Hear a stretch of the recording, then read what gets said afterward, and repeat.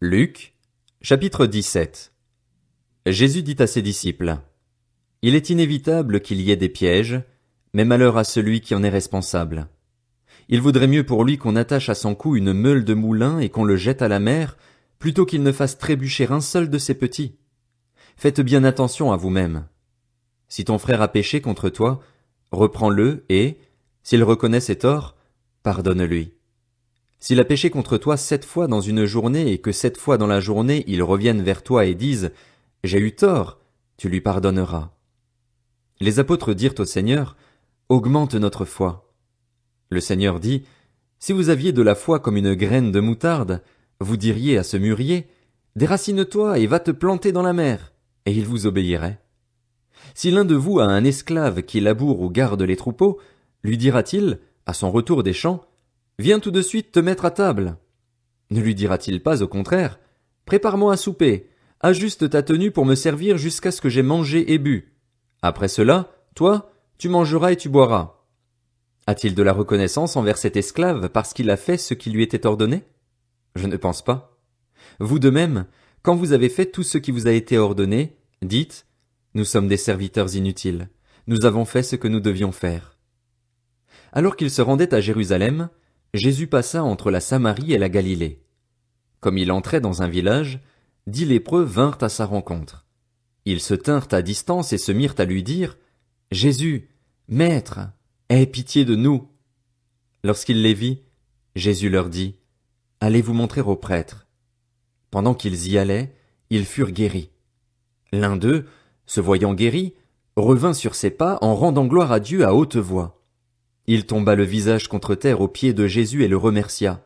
C'était un Samaritain. Jésus prit la parole et dit: Les 10 n'ont-ils pas été guéris? Et les 9 autres, où sont-ils? Ne s'est-il trouvé que cet étranger pour revenir et rendre gloire à Dieu?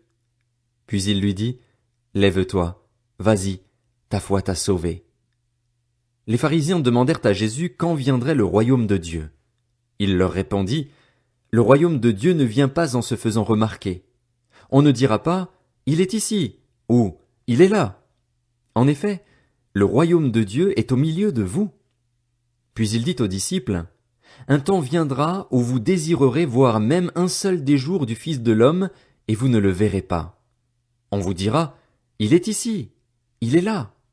N'y allez pas, n'y courez pas.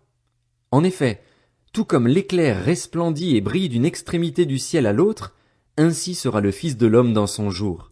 Mais il faut auparavant qu'il souffre beaucoup et qu'il soit rejeté par cette génération. Ce qui est arrivé à l'époque de Noé arrivera de même au jour du Fils de l'homme. Les hommes mangeaient, buvaient, se mariaient et mariaient leurs enfants, jusqu'au jour où Noé est entré dans l'arche, puis le déluge est venu et les a tous fait mourir.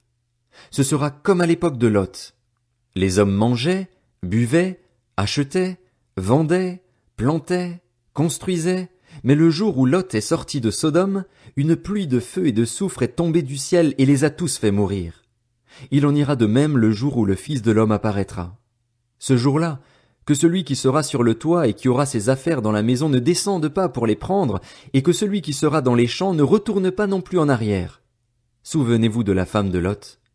Celui qui cherchera à sauver sa vie la perdra, et celui qui la perdra la conservera. Je vous le dis, cette nuit-là, 2 personnes seront dans un même lit, l'une sera prise et l'autre laissée. 2 femmes moudront ensemble, l'une sera prise et l'autre laissée. 2 hommes seront dans un champ, l'un sera pris et l'autre laissé. Les disciples lui dirent: Où cela se passera-t-il, Seigneur? Il répondit: Là où sera le corps, là se rassembleront aussi les vautours.